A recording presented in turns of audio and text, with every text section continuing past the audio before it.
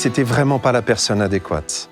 Toute petite fille naïve, certainement très vive, mais qui n'avait pas une grande culture.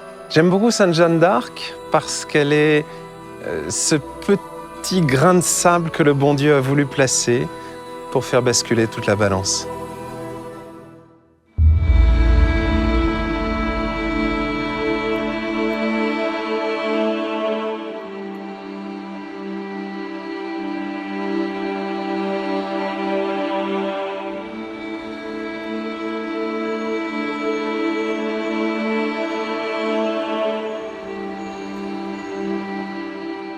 C'est Moïse, c'est-à-dire quand Dieu agit au service de son peuple, le peuple d'Israël. Donc il est intervenu pour Israël et il est intervenu pour la France, avec cette petite femme de 17 ans qui savait pas lire ni écrire et qui a répondu à l'appel de Dieu.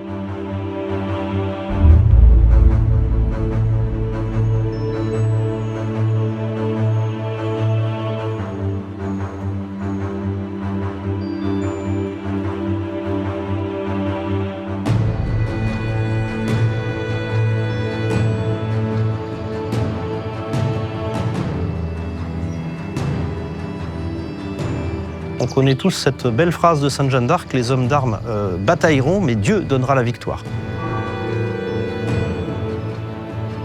Et Sainte Jeanne d'Arc a eu cette aptitude incroyable de réussir à faire basculer la situation de la France de désespérée à magnifique, juste en faisant confiance à Dieu. Et en réveillant ces hommes, en leur faisant exprimer toutes leurs qualités. A permis de croire que rien n'était impossible à la détermination humaine quand elle répondait à l'appel de Dieu. Jeanne d'Arc se confessait régulièrement, communiait régulièrement, c'était pour elle une énergie qui lui permettait de mener les hommes à la bataille.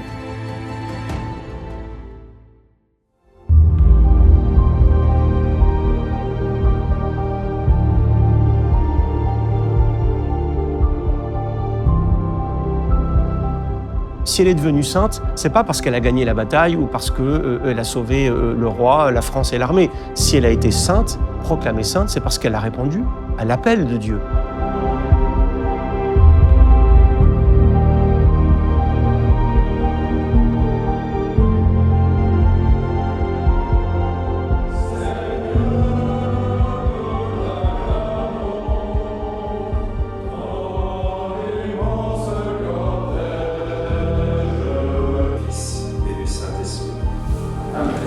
Sainte Jeanne d'Arc est inspirante pour tous les chevaliers par son audace, par son zèle.